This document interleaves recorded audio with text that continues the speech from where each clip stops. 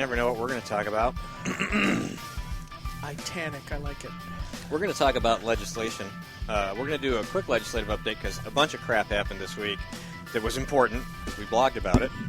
And there's always plenty of important things, but we don't always blog about them because there's only so many hours in the day. But we want to get to that stuff, and then we'll dig into the details, the gears, the root, the oil, the whatever you want to do at 9:30. And we can even talk about the Titanic if you want. Am I back on? You are. Good. I heard you bump your cup into your microphone. All right, so good morning, Max.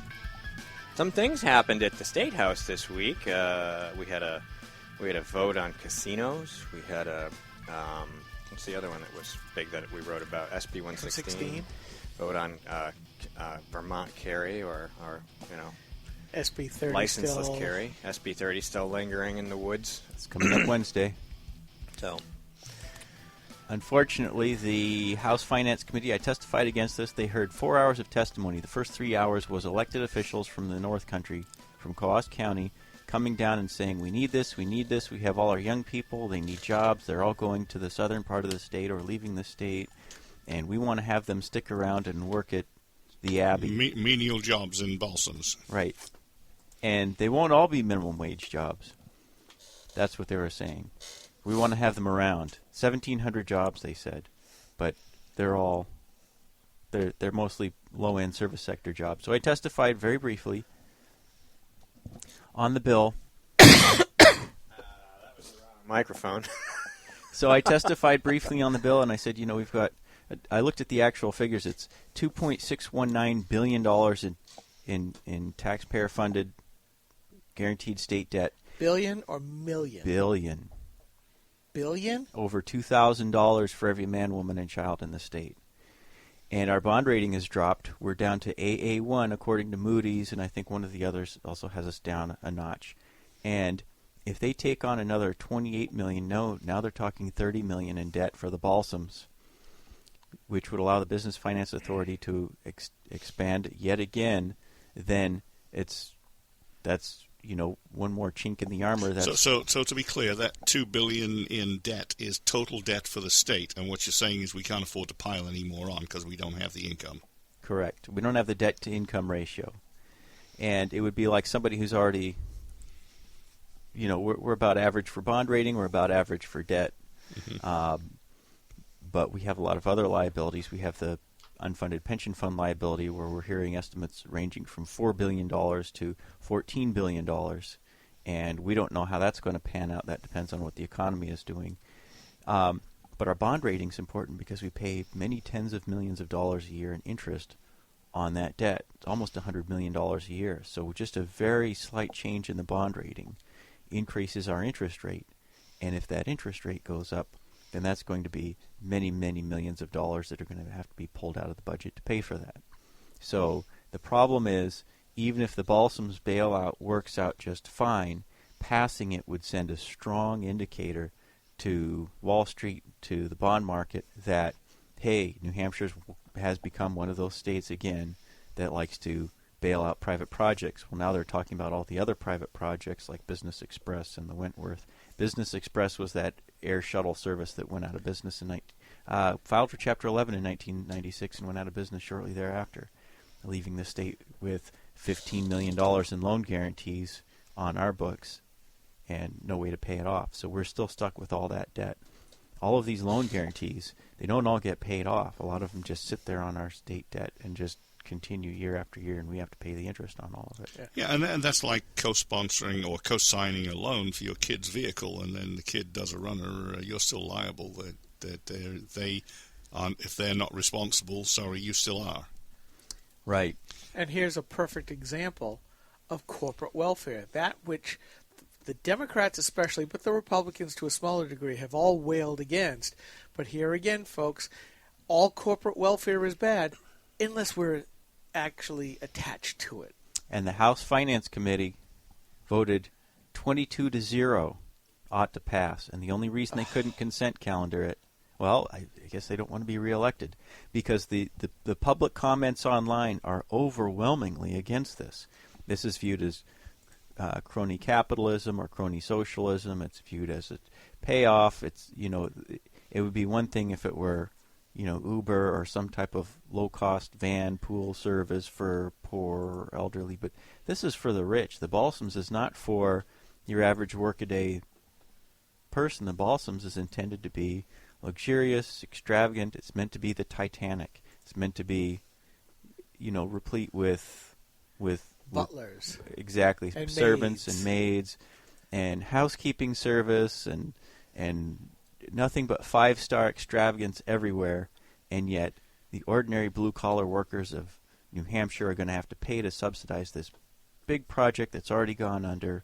And the argument is, well, wait a minute, it went under last time for a reason. It's because it's way the hell out nowhere. It's the only thing connecting it. There's no airport, there's no seaport, there's no connection except for a simple, broken-up, frost-heave, 2-lane road. And nothing's been done about the problems that led to its downfall the first time. How far off a major highway actually is it, Max? I don't know. I've never been up there. Most New Hampshireites have never been up there. Most New Englanders have never been up there. Steve, I thought your post was great, equating the Balsams with the current state of public housing. With all those pictures. We're going to have Greg Klein on later, and one of his co-writers, Brian Griffiths, was making some important connections between, the fact that Baltimore had been run by Democrats for 50, 60 years without any Republican influence at all, and how all the investments in the city that they had been made in places where it wasn't beneficial to the people who were rioting right now, who are complaining or claiming to complain about certain economic conditions. And their part of the city is being destroyed. They're destroying it themselves. And there's probably not... the Democrats and the people with the money and the cronies aren't going to invest that. They're not going to invest in that part of the city. It's this attitude that the crony capitalism. This is another example of that. This is, he says tax increment financing, TIFs, see the city actually float bonds for private businesses to build things and hope that the property taxes make up for the bonds later. Just as one example. He has other examples in there. But they're spending this money. They're making tax deals. They're accumulating debt. For what? They're not helping people who really need it. And then you talk about needing to help these people, the same people. Oh, they need help. They need this. They need that. So we're talking about the Balsams. I'm thinking, all right, so you put $28-30 million into the Balsams. Now you're going to say, well, nobody can get there. We should taxpayer back an airport or a road or commuter rail. And where does this take us? It doesn't take us anywhere. We spend another couple $100 million to bring people to a place nobody was going to go to in the first place that we're still paying for. Right. And let's face it, you're not going to get people to go to a 5-star place that's too far out of the way, unless it's a relatively low-cost 5-star place to stay at. And yet, you're expecting to employ these local Americans at reasonable living wages to staff the place.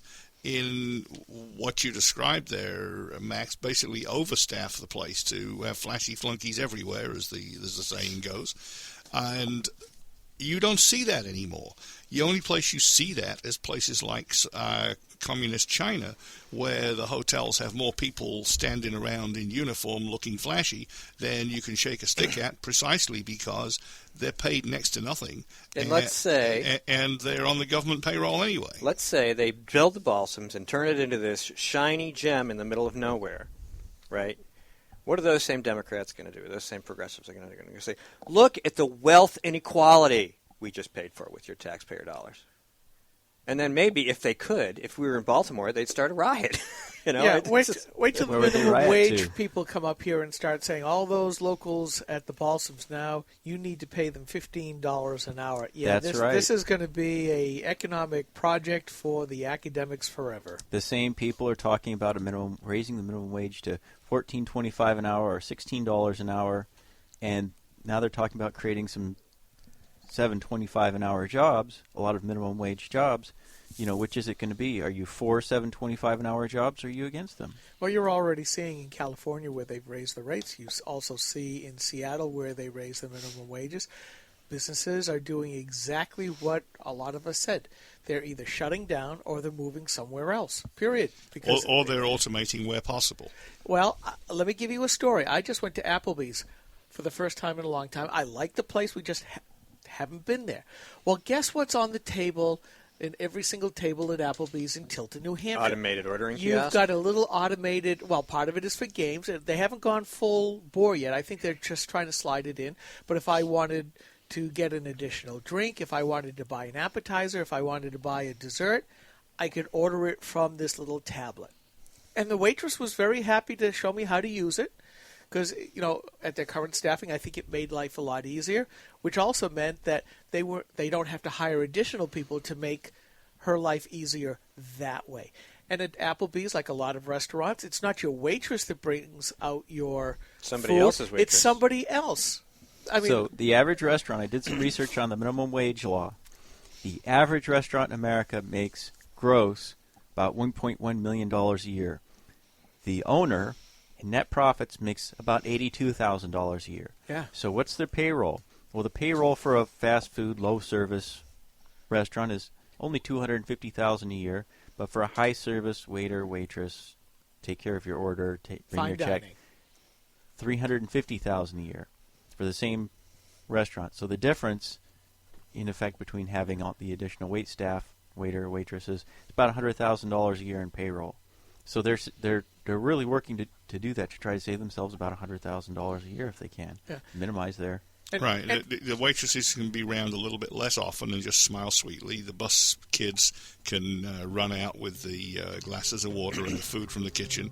And the rest of it, you can do self-service. So you have 5 people on staff instead of 7. All right, we'll be right back. Oh, lower insurance costs, too, while we're at it. Huh? More details. Obamacare. We're going to get into the weeds on some other stuff. Stay tuned. We'll be right back.